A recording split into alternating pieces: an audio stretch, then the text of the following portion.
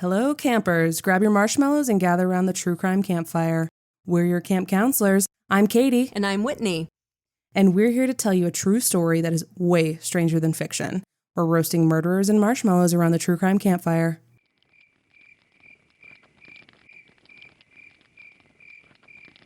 Most of us grew up loving superhero stories. My favorite was always the X-Men.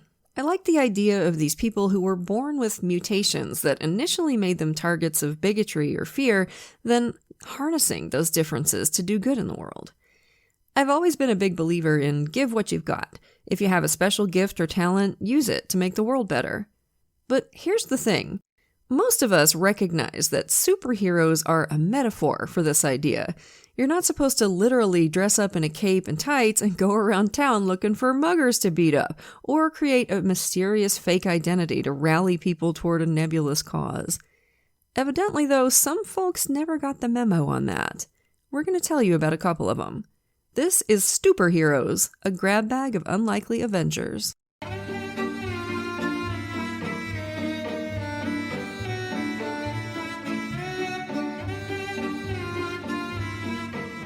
Case 1. A hard one to solve. The Tale of Penis Man.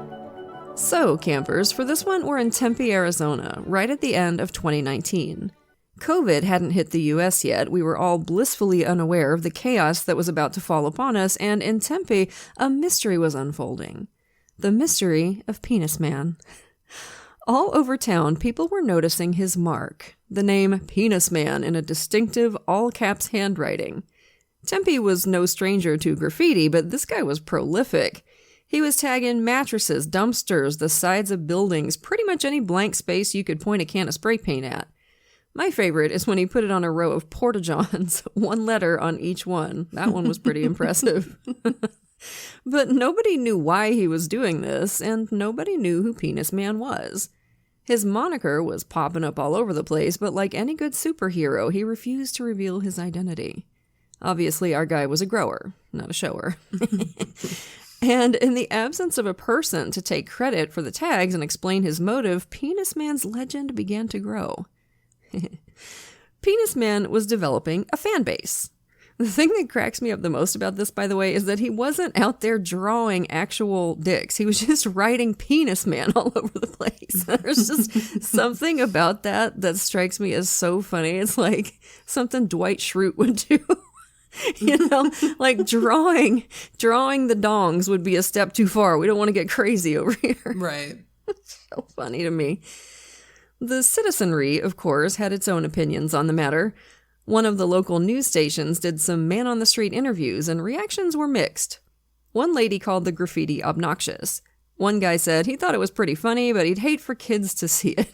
Y'all, it's just literally just the word penis. Calm down. See what? It's just the word penis. It's just a word. Like it's the correct word. It's not. Yeah, it's not dick. It's not dick man. Like that's the scientific. That's the correct word. It's like so Dwight Schrute. I just can't even. Another guy commented on the news station's website that Penis Man was the only thing lately that made him proud to be an Arizonan. A lady responded that she thought Penis Man was immature and tacky, and although there were some who agreed with her, she still got dogpiled to dust. It must have been her first day on the internet or something. And the longer this went on, the more Penis Man's fans adored him. A video about him on a news station's YouTube channel got comments like, "The man, the myth, the legend, Penis Man." A Facebook group emerged, Penis Man fans. Then a Twitter page and an Instagram account called Meanus Pan. There was fan art. There were t-shirts. There were presidential campaign materials, Penis Man 2020. And before long, there were copycats. The real Penis Man had been prolific enough. Now that there were imposters on the loose, the tags were springing up everywhere. The Penis Man fans were pleased about this for the most part. The account admin tweeted, "Our official position on copycats is that they are a good thing." Y'all, they have an official position. The jokes write themselves. He went on, "They help throw the Tempe PD off the real Penis Man's trail, but more importantly, they show that Penis Man is more than just a single individual. Penis Man is an idea, a movement. That's beautiful, man. I feel like the national anthem should be playing in the background by now. A popular blogger named Coley Mick took it even further, writing, "The Penis Man is a watchful, silent hero of Tempe, Arizona. History books will be written. This time in society will be reflected upon. Do you want to be on the side against the Penis Man? Of course you don't. Long live the Penis Man. May no street corner, stop sign, or park bench go untagged in Tempe as long as you reign." So it was all in good fun, probably, but for some reason, heat-related delirium, maybe? As the weeks went by and the tags continued to show up all over town, the Tempe police decided that Penis Man was a top priority. These guys were determined to catch him. Imagine they had a big Pepe Sylvia type board at police headquarters with like red yarn and thumbtacks marking all the places Penis Man had left his stain. Yeah, there's not much to do in Tempe, I'm guessing. Yeah, it sure sounds like it. I mean, by this point, it was the very start of the pandemic. We were all a little weird in the head, so whatever. But considering that some of the other graffiti in town was like racist and stuff, it doesn't seem like Penis Man should have really been first on the list, but what do I know? Won't somebody think of the children? We can't allow them to see the word penis. 2019 saw over 300,000 graffiti incidents in Tempe. But apparently the town had some rule about obscene graffiti specifically, where it had to be addressed within 48 hours. Can't you just see him in the war room at the Tempe PD headquarters like, "This filthy bastard just keeps coming. We must act now, gentlemen, or this menace will only continue to spread his seeds of rebellion all over our city." Jokes aside, though, it's kind of understandable why they hated it. Yeah, I mean, for one thing, it was creating extra work for the cleanup guys. That sucks. And for another, Penis Man had started tagging some local historical landmarks. It's one thing to spray paint a dumpster. It's another to unload all over the old Hayden flour mill, or the Big A on Hayden Butte. I guess they were just determined not to deliver a flaccid response. Hell no. Penis Man had become Tempe PD's Moby... No, that's too easy. He was going to be their Battle of Gettysburg, and he must be destroyed, no matter how hard it would be. You got to make sure your police standoff doesn't last more than 4 hours, though. Then you got to go see a doctor.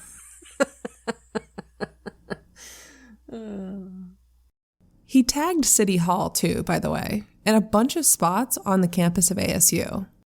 And finally, on Thursday, January 23rd, it all came to a head when the police got CCTV footage of Penis Man tagging a wall. They had a clear view of his face, and better yet, a clear view of his car. Busted. Penis Man, it turns out, was a 39-year-old guy named Dustin Schmer. And he didn't deny that he was responsible for some of the graffiti. But was Dustin Schmer the real Penis Man? Or was he one of the many imposters? A cheap knockoff. Was he Lifetime or was he Trojan? Well, according to him, he's a copycat. Dustin told YouTuber Gavin Wants Pizza that he first heard about Penis Man from a childhood friend a few months after the whole thing started. He said he and his friend had actually been arrested together for graffiti when they were in high school. He told a few sources that he suspects this friend is the real Penis Man, but he can't prove it.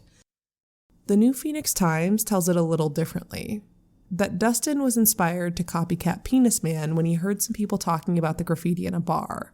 He said, "I thought it was a good message."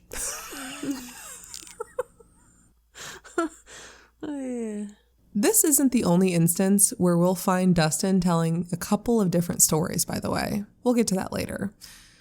Dustin seems like an interesting guy. He's got a degree from Arizona State University in Japanese language and literature. After graduation, he moved to Germany. Natural choice when you've just spent the last 4 years painstakingly learning Japanese, right? And lived there for 9 years. Interestingly, he says the Germans have a really casual attitude about graffiti. It's not the kind of thing you get arrested for there. Dustin also admits he struggled with his mental health over the years. In an interview with YouTuber Gavin Wants Pizza, he said he was in a manic phase when he found out about Penis Man, and he was totally reckless in the way he went about it. He didn't wear a mask. He didn't try to hide his car. If you didn't know better, you'd think he wanted to get caught. But he said that A, he wasn't thinking clearly at the time, and B, it didn't even occur to him that he might get arrested for this.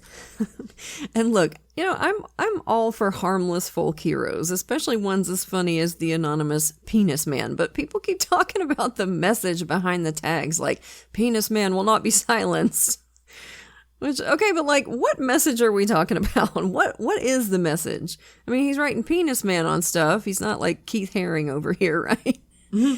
I guess maybe it's just a message of general rebellion, and I guess I can get behind that. I hate it when people refuse to have a sense of humor. It's like, come on, man, is it really going to traumatize a kid to see the word penis?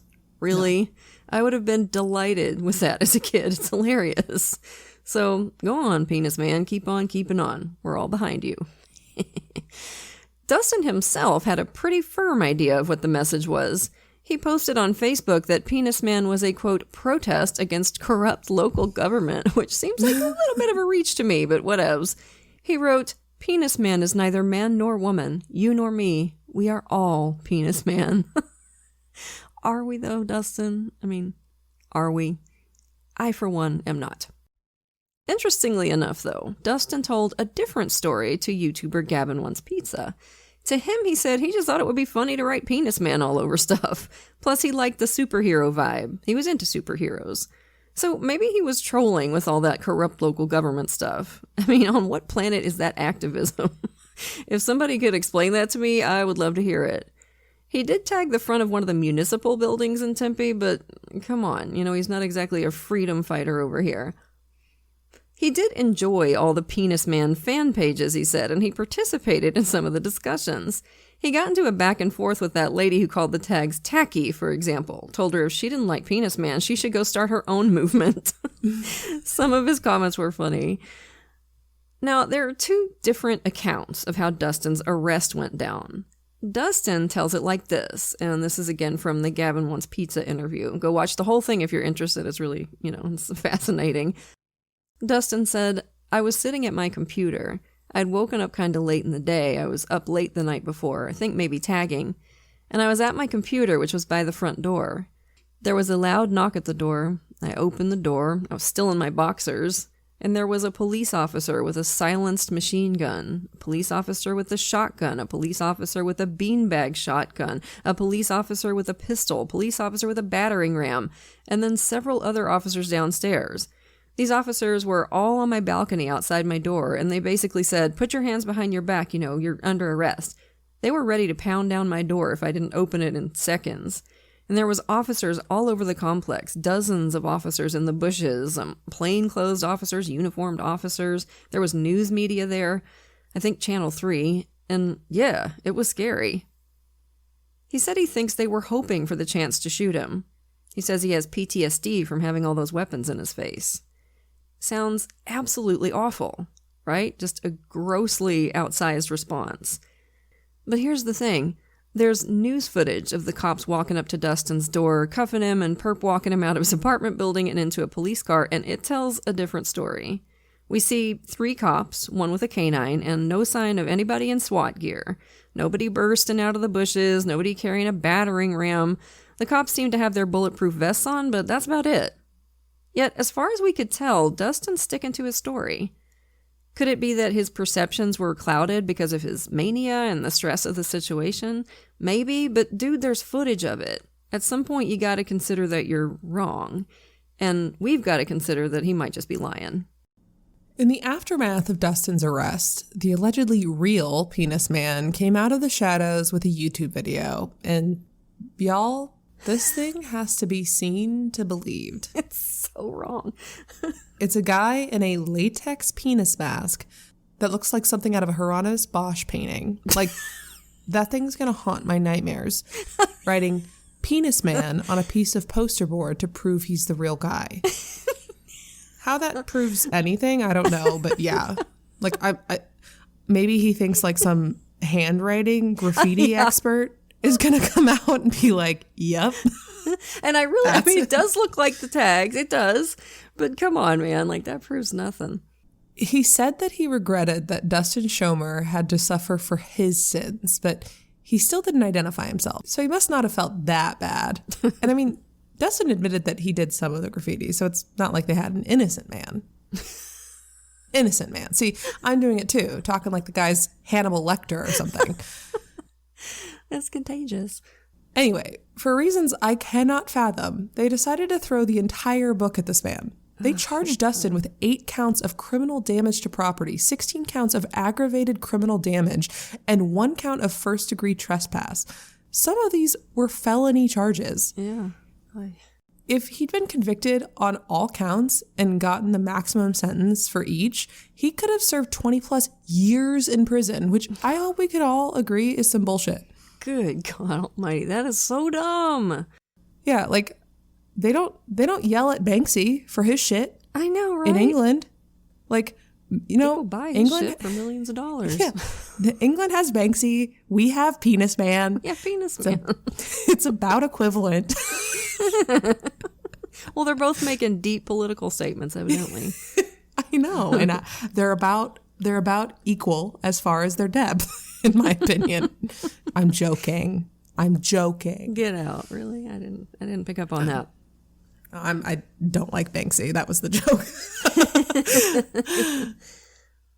Anyway, lucky for Dustin, he was offered a plea deal. In the end, he was sentenced to 3 years of supervised probation, a deferred 4-month jail sentence. He won't have to serve it if he completes 500 hours of community service, and he had to pay $8,000 in restitution. It's a lot for a few graffiti tags, but hey, it's not 20 years, so that's something. Mm-hmm.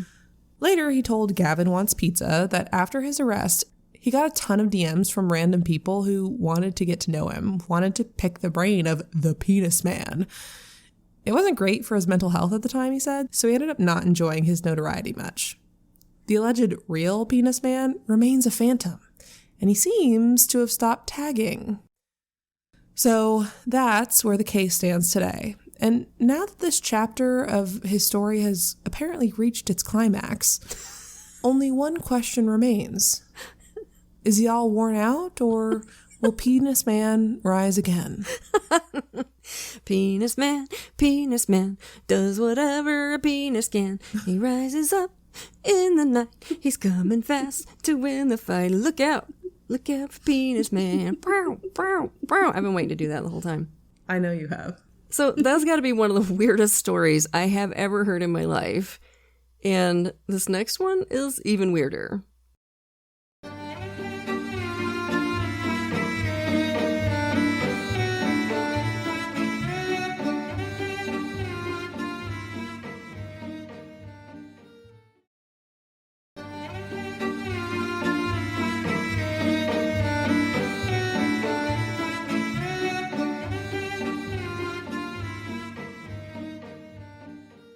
Case 2.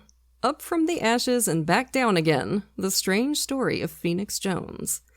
For this one, we're in Seattle, Washington, January of 2020. The city was in shock. A superhero, Phoenix Jones, had fallen. Not to the devilish plans of some nefarious foe, not in some noble act of self-sacrifice. No, Phoenix Jones, an icon of Seattle's weird real-life superhero scene, had fallen for an undercover sting operation where he thought he was selling ecstasy and cocaine to a bunch of women in town to celebrate a birthday. So how in the hell did we get here? Well, Benjamin John Francis Fodor, or possibly Fodor, I'm not sure which, was born in Texas in 1988 and spent his early years bouncing through the foster care system until a Seattle couple adopted him at the age of 9. Both he and his new brother Karos loved comic books, martial arts, and movies that dripped with testosterone. These were definitely kids who could happily sit and watch Predator 3 times in a row. I mean, same, honestly, but whatever. Karos joined the Marines as soon as he could, but that evidently wasn't for Ben. There aren't any crowds in the military. Ben fought in his first amateur MMA fight in 2006 at the age of 18. He used the name Fear the Flat Top, so you can guess at his hairstyle, straight up and topped with gold like a Duracell battery. The black and gold color scheme would stay with Ben, although not in his hair. That would go back to black, but for the rest of the story, just assume it gets a little wilder with every year that goes by. Ben could fight. As an amateur, his record was 15 wins and 2 defeats. He would briefly go pro in 2013, but we have to be clear what that means, okay? This wasn't like playing Major League Baseball. This was fighting in front of small crowds for not much money. By now, Ben had 2 kids, and his real job was at a daycare center for children with special needs. But like any good superhero, it was soon time for young Ben to come face to face with his nemesis, a crushing, ravenous need for attention. According to Ben, a couple of things triggered his superheroic metamorphosis. First, his car got broken into, and his young son fell and cut himself on the glass. What really pissed Ben off was that plenty of people apparently saw the break-in and did nothing at all about it. I don't know what he wanted them to do. The thief had left a ski mask in the broken glass beside the car. You know, those ski masks that car thieves always wear and discard at the scene of the crime. Ben put the mask in his glove compartment. Look, okay, maybe the dude's car got broken into. It's not that uncommon in big cities. It happened to me like 5 times when I used to live in Baltimore, but the mask stuff just sounds made up to me. Either way, as origin stories go, this is hardly Batman's parents getting gunned down in Crime Alley. There has to be an acceptable bar of criminal activity that inspires a vigilante lifestyle, or the streets would just be full of costumed weirdos and double Parker vengeance man would be slashing tires all over town. I would be the vengeance woman of the people that don't put their shopping carts back. I'm not sure what that would be called, but anyway, there is a guy. I know the cart narcs. Yes, I know. And he's so mean, and it's so he is entertaining. Really mean. Yeah, it's so entertaining. Narcs. And listen, I love it because I used to work at a grocery store, and I was the cart girl, and it was a fucking nightmare. Ass, I'm sure, absolutely. A fucking nightmare, and people are so rude. And it takes 2 seconds. People, put your cart away. And obviously there are exceptions for some people. We get that, but like, if you're perfectly able to do it, frickin' do it, for God's sakes. Because here's the excuse I constantly hear, right?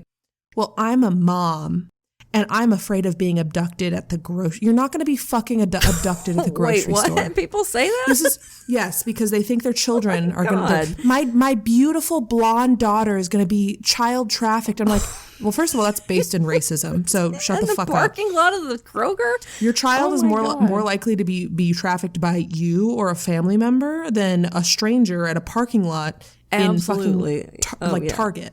Absolutely. So you can walk your child in the cart to the cart corral, pick them up where they are safe with you, and walk back to your car. And honestly, if you're genuinely worried about that, do not bring the kids with you to that. Like, if you really think that is likely to happen, which I promise you it isn't. I have been a true crime obsessive for almost 30 years, and I have never heard of anything like that in terms of trafficking or whatever. Yeah. If you're that worried about it, then for the love of God, don't take the kid with you. It's a war zone out there, apparently. If you're genuinely scared of like statistics about missing children, I urge you to look into why the statistics are the way they are. 90% of missing children are found. Okay. Like, and most of them are abducted by a custodial parent. Mm-hmm. Yeah. And the reason, because of the way the Amber Alert system is, they have to be reported. So when people say there's whatever, I think I saw somebody say there's 300,000 missing children every year or something. I'm like, that would be like a national crisis. So no, there's a lot of weird misinformation out there. There aren't, but some children go missing multiple times. Some children run away, but they're returned by the end of the day. Some parents, there's custody issues. That's all it is. Anyway, sorry, I digress. Well, it's not all it is. I mean, abductions happen, but they're very rare. They're very rare. It is vanishingly rare to have a stranger abduct your child. It just really is, I promise you. So anyway, that was a hell of a rabbit hole. Yep, sorry. All right, so next, one of Ben's friends was getting beat up outside a bar, and again, no one was doing anything. Ben ran back to his car to get his phone and call the police. This was 2010, well into the cell phone era. Any of you out there leaving your phones in your car? Because I'm not.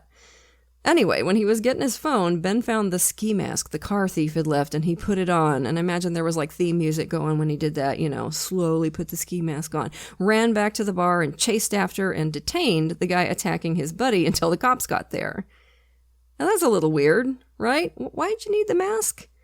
So what I think actually happened is that Ben bought a ski mask and kept it in his glove compartment just in case an opportunity came up for him to have some fun playing Daredevil. And evidently, he did have fun, because from then on, Ben Fodor decided he was going to be a superhero. If you ask me, the itch Ben was feeling would have been scratched just as well if he'd joined a little community theater, because at heart, he's just a big drama-seeking ham, but he chose the grim, lonely life of a crime fighter instead. Well, not really so lonely, because one of the first things Ben did was recruit a crew to follow him around and back him up. It's dangerous out there, you could get hurt. That, though, was a little later. At first, Ben just drove around Seattle at night, and if he saw anything suspicious, he'd just put on the ski mask, take off his shirt, jump out of his car, and start shouting. Okay, if you want to keep a secret identity, I get the ski mask, but why is he taking off the shirt? Ben had distinctive tattoos, which everyone got to see at MMA events. This wasn't helping him keep his secret identity, but it did let him show off his pecs and abs, which I kind of think was the whole point. Yeah. I'm not exactly sure how reassured victims of street crime were to have a big half-naked dude in a ski mask running towards them and yelling, but Ben apparently did successfully scare off some criminals. Not surprisingly, he was also apprehended by police several times. If you're an officer responding to a crime scene, I don't think you're just going to accept the word of a guy in the ski mask that he's there to fight crime just like you. Ben developed a proper superhero identity, Phoenix Jones. Well, I say proper, but the second name part is a bit weird. It's not Aquaman Johnson or Black Widow Smith. It's probably a nod to Indiana Jones because his first costume featured a fedora. Black fedora, black ski mask, black cape, gray shirt, black pants. It was terrible. Yeah. He also wasn't finding it easy to dive into the superhero life. One time, from the rooftops, he saw a woman being mugged. Batman might be able to swing down in a second, but Phoenix Jones had to clatter noisily down a fire escape. When he got to the ground, panting, the woman said, "He left already, and you look like Count Chocula. You look stupid." This woman is my freaking hero. Oh my God, you look like Count Chocula.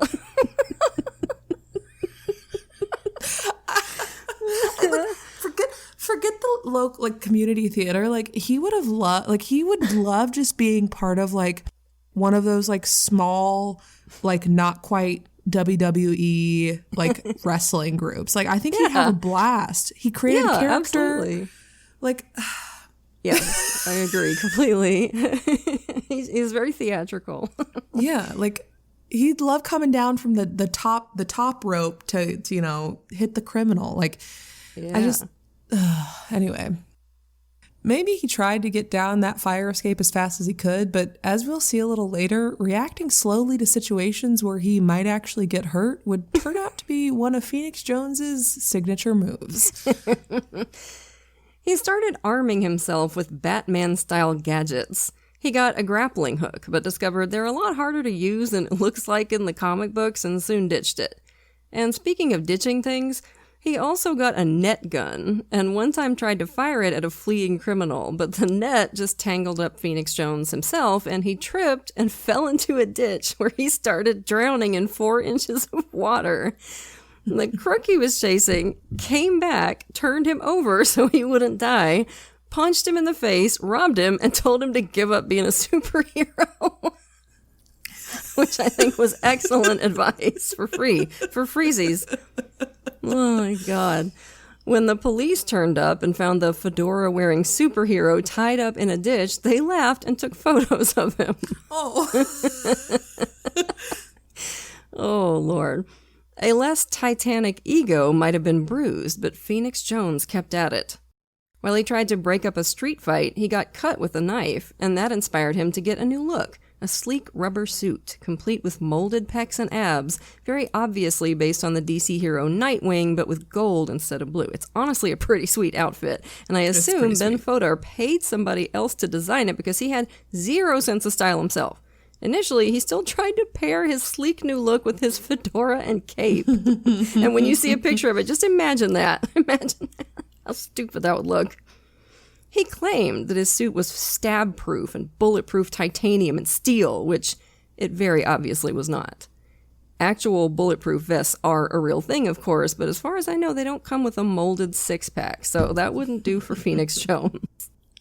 The new outfit also featured clunky boots that looked suspiciously like their main purpose was to add an inch or so of height. A local comic book store had a neat little back room with a hidden door disguised as one of the shelves holding the comics, and this was where Ben Fodor would go to change into his Phoenix Jones identity. Obviously, everyone at the comic book store knew who he was, and if this was about preserving his supposedly secret identity, he might as well have changed back at his apartment and saved himself some time. But that wasn't what it was about. He was a big kid playing a game, and the secret quick change was part of that. A local news story drastically increased Phoenix Jones's profile in the Northwest. If you've ever spent much time watching local news, you'll know they're very fond of their "look at this freak" stories.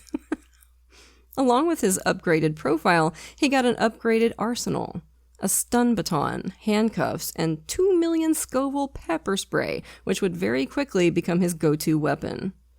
Now, I'm not going to say Phoenix Jones didn't do any good. He chased off or pepper sprayed a couple of would-be car thieves and used the stun baton to convince a drunk driver to get out of his car. And in 2011, he broke up what he claimed to think was a street fight. The participants said they were just dancing, and the end result was a young woman chasing Phoenix Jones down the street, trying to beat him with her shoe, saying, "You shit, you got pepper spray in my eye."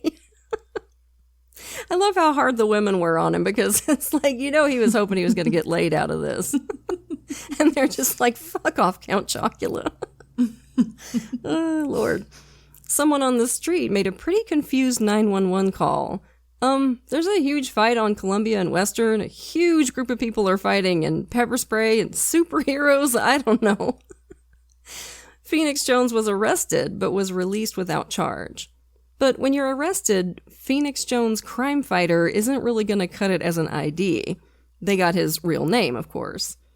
Anyone with much interest in Phoenix Jones had already long since put two and two together and figured out he was Ben Fodor, but he decided to do a dramatic reveal anyway, pulling off his mask outside the courthouse and saying, "I'm Phoenix Jones. I'm also Ben Fodor. I also protect this city. I also am a father. I also am a brother. I'm just like everyone else. The only difference is that I decided to make a difference and stop crime in my neighborhood and my area." Like we said, he really should have just joined a community theater, the big goob. Phoenix Jones was soon joined on the streets by other attention-hungry weirdos like Ghost, Midnight Jack, and notably El Caballero, a lanky, pasty white dude who described himself as a luchador crime fighter and patrolled the streets in a Mexican wrestler's mask and red sombrero. Now, this led to one uncomfortable confrontation with an understandably pissed-off Mexican dude who thought El Caballero was making fun of his heritage. El Caballero's response was, "Well, you're wearing an Argyle shirt. That's Scottish." The Mexican dude just said, "What?" Which I think is pretty much exactly the right response. Why are they trying hats? The capes I kind of get. Why are they all trying hats on top of masks? Hats. I know, it is weird. That hat's going to fly right off in a real combat situation. Come on. Not to mention the implications of the sombrero on a white guy. Like, I know, it's so wrong. Oh, God. So funny. Another member of Phoenix Jones's superhero crew was Purple Rain, his girlfriend. Apparently they met on a dating app, with Ben Fodor using a fake name and identity. A few hours before their first date, he messaged her and said, "I sort of moonlight as a superhero. I'm going to come in my super suit. I'm not going to take my mask off because I have a secret identity. You have to refer to me as Phoenix, and I'll see you there." I think a lot of people would go on that date just for the story, but apparently they really hit it off. Phoenix's date said, your suit looks wet. Apparently, Phoenix Jones had been stabbed earlier in the day and had super glued the wound shut, but he'd been having such a good time on the date and laughing so much, it had come open and started bleeding. Oh my God. When they drove to an alley and she helped super glue his belly shut, Phoenix Jones was sure he'd found the one. Did it happen like that? Ben Fodor's MMA career continued, obviously shirtless, and just as obviously lacking the scars of amateur superglue surgery. And if there's anyone who thinks a meet cute story is improved by adding a random stab wound, it's him. Anyway, they hit it off, possibly got married quite quickly. The sources are a little fuzzy on that, and Purple Rain was soon born. She did go out on the streets with Phoenix and his crew, but she mainly used her superhero identity as a tool to raise money for domestic violence charities. Awesome. Purple Rain is pretty cool. Too cool for Phoenix Jones, who she broke up with in 2013. Good for her. Phoenix Jones had another semi-viral moment when a bunch of drunks were having fun following and insulting his crew, and Phoenix and one of them agreed to fight each other, all while a cop stood and watched. Seattle apparently has a mutual combat ordinance that says it's perfectly fine for two people to fight each other as long as they both agree to it and no one else gets hurt. There's no doubt that Phoenix Jones actually does know how to fight. He quickly knocked the dude out with the whole thing caught on camera because he rarely went out to fight crime without a videographer. Defending the city is nice, but content is king. There's no doubt the guy was being a dick, but is that a really heroic thing to do? Yeah. Ben Fodor was a professional fighter, and this guy was just a drunk asshole. Ben could have just kept walking, but the man is 95% ego. I'm pretty sure Batman would have just kept walking. Oh, for sure. Yeah. In 2012, there were widespread protests, including in Seattle, on May Day. Phoenix Jones claimed that he'd learned about a plot to blow up a city courthouse, and when the police ignored him, Phoenix and his fellow hero set out to defend the courthouse. He almost certainly made the whole thing up to get footage of him and his buddies pepper spraying any protesters who got too close. Oh my God. At one point, he calls out to Midnight Jack, "Pepperwall, go back to back, brother." I kind of just automatically wanted to do that in the Hulk Hogan voice, but I stopped myself. While protesters mill about around 30 feet away, very much trying to make a mountain out of a molehill. And then he got himself a bona fide supervillain. Well, sort of. Rex Velvet had a bowler hat, eye patch, upturned mustache, bow tie, and shiny suit. And in a number of very well-made YouTube videos, he declared his villainy, his contempt for the silly nerds of Seattle's superhero community, and his particular enmity for Phoenix Jones. All very obviously tongue-in-cheek. Rex Velvet was actually actor Ryan Corey, and his one act of supervillainy was to kidnap Seattle Seahawks mascot Blitz, giving locals a chance to see one man in a bowler hat and another dressed as a giant bird racing across Lake Washington in a speedboat. I love this story so much. This was all arranged by the Make-A-Wish Foundation to give a 12-year-old named Colby, who suffered from spinal muscular atrophy, the chance to track down a supervillain and defeat him in an epic silly string battle. "You may have won the battle, but you have not won the war," Rex yelled as he fled. That must have been so fun for that kid. Yeah. Phoenix Jones took superheroing very seriously, and he did not get the joke. "I don't have anything to say to him. I live in the real world, and I don't promote or accept or even acknowledge people who want to do acts of villainy at any time, even if it's not real."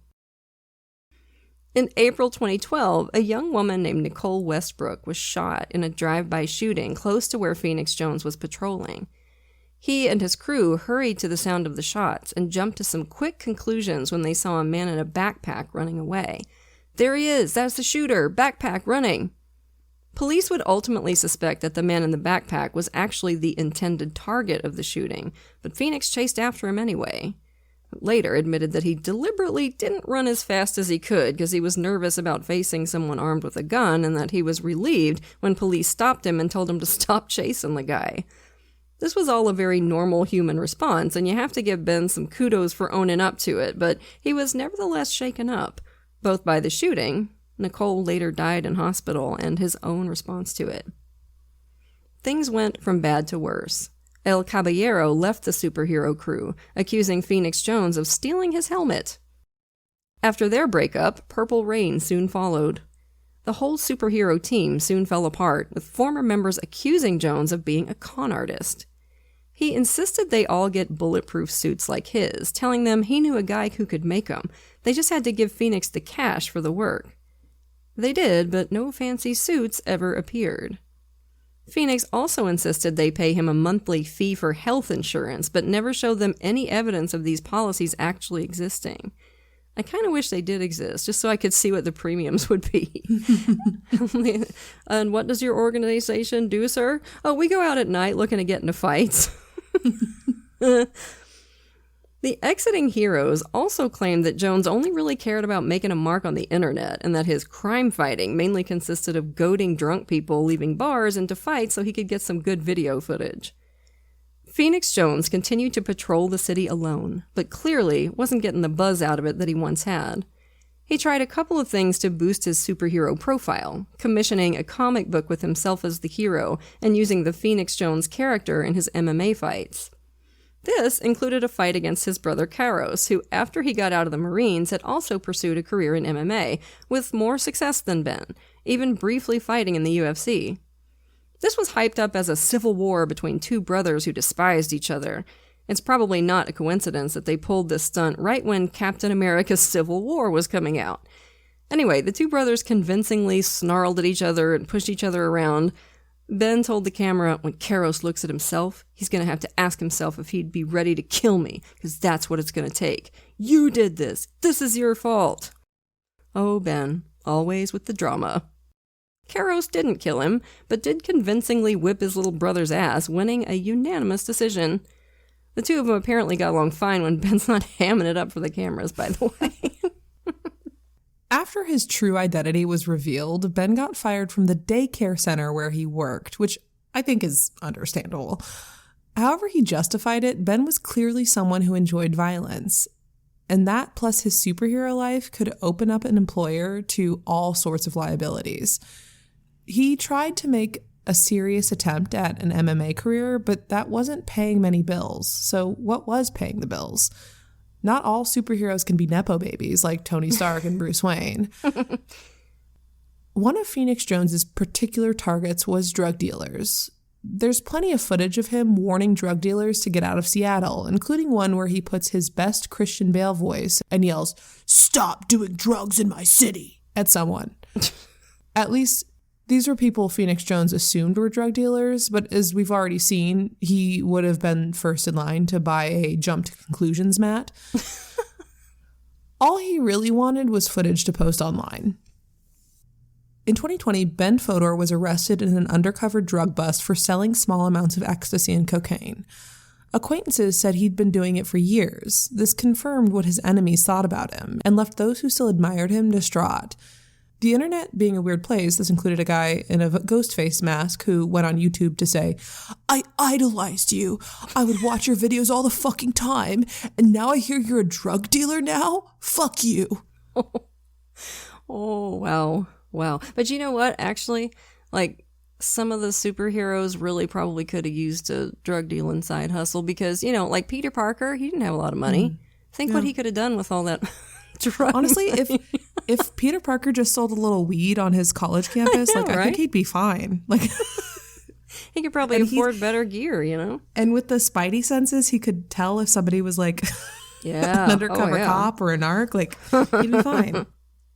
Come on. It's hard to trace down exactly what happened next, but it looks like Ben pled guilty and didn't serve any time. In 2022, he was apparently trying to get a visa to go and fight in Ukraine, which was probably just him running his big mouth and certainly wasn't going to happen because he was on felony probation. He's apparently still suiting up as Phoenix Jones every now and again, although based on his Instagram, these days, this is mainly about posting at the Seattle PD about things he sees out on the streets. He's 37 years old and doesn't seem to have grown up at all. Most people who have worked with him or known him seem to hate his guts, but there are plenty of people online still eager to kiss his butt, and I kind of suspect that's all this strange man really needs. And our main two sources for that one were interesting stuff from around the world, the YouTube channel, which we love, and Atrocity Guide. They both have really good long-form videos on Phoenix if you want more information. So holy shit, people are weird, right? And that leads me into our tagline, which is very true today. That was a wild one, right, campers? You know, we'll have another one for you next week. But for now, lock your doors, light your lights, and stay safe until we get together again around the True Crime Campfire. If you haven't booked your spot yet on the Crime Wave True Crime Cruise from November 3rd through November 7th, get on it, y'all. There's just a few rooms left. Join Katie and me, plus Last Podcast on the Left, Scared to Death, and Sinisterhood for a rockin' good time at sea. You can pay all at once or set up a payment plan, but you've got to have a fan code to book a ticket. So go to crimewaveatsea.com/campfire and take it from there. And as always, we want to send a grateful shout out to a few of our lovely patrons. Thank you so much to Stacy, Allie, Franklin, and Carolyn. We appreciate y'all to the moon and back. And if you're not yet a patron, you're missing out. Patrons of our show get every episode ad-free at least a day early, sometimes more, plus tons of extra content, like patrons-only episodes and hilarious post-show discussions. So if you can, come join us at patreon.com/truecrimecampfire.